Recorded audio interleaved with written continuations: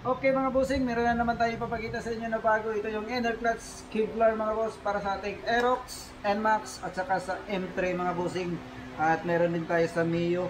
So sa mga Click 150 user dyan, abang-abang tayo sa updates mga boss dahil meron talaga yung lalabas si Pitch Bike na inner clutch na katulad dito Kevlar mga boss. Maganda to gamitin sa mga naka groove type mga bossing or pwede din sa clean mga boss.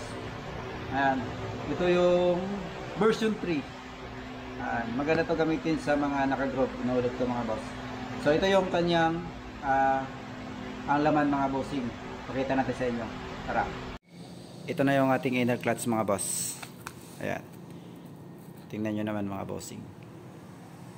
So maganda to gamitin sa naka-groove type. Pwede din sa plain mga boss. Ayan.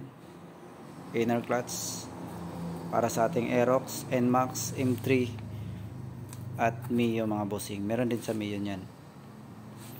So sa mga Click 150 user, sa mga ano pa ba, Click 125, ano pa yung mga scooter, abang-abang natin yung mga updates natin mga bossing kasi possible merong ilalabas Pitch Bike niyan mga boss.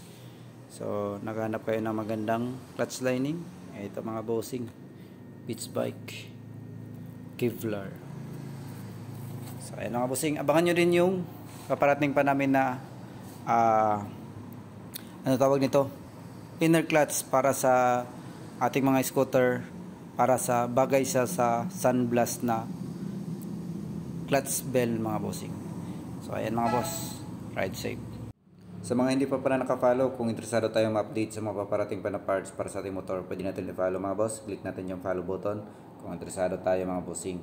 So palagi tayo nag-update dito ng mga parts ng ating mga motor, lalo-lalo na yung mga bago mga boss. Ayan mga boss, ride safe.